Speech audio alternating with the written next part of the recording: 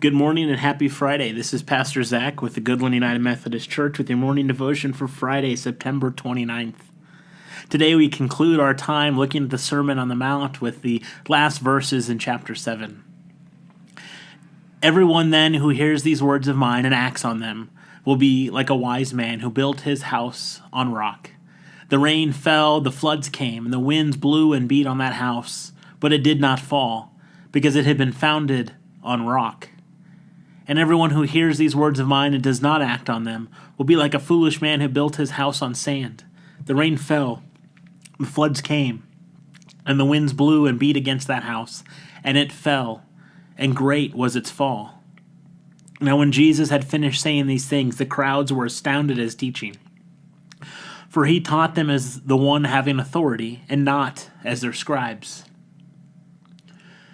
We hear these concluding words of the Sermon on the Mount telling us how we are to live out these words of Christ, to take notice of what we've been called to do as followers, what God has in mind for us in this world, in this life. It's like two houses. If we follow and find our foundation on these words of Christ, we'll be like the house on rock, that we can weather storms, that we can deal with floods, that the winds blow and beat on our house, we will not fall, because we have founded ourselves on something strong, something that outlasts time.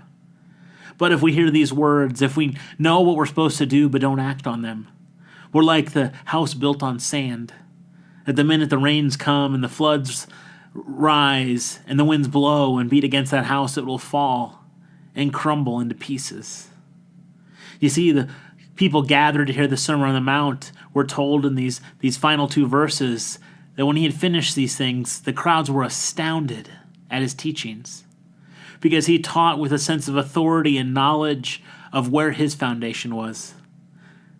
That through Christ we see a glimpse of God. We experience God in the flesh. And it's not simply a prophet reciting the scriptures back to the crowd, not simply a scribe who's saying how they've interpreted things, but they are hearing it directly from the source, the living word itself in Jesus Christ. So that we are to hear these words in the Sermon on the Mount, we are to act like the house built on rock and not the house that's built on sand.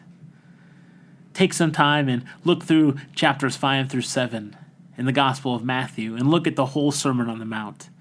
See how we're called to pray and act and live, how we're told to believe and follow.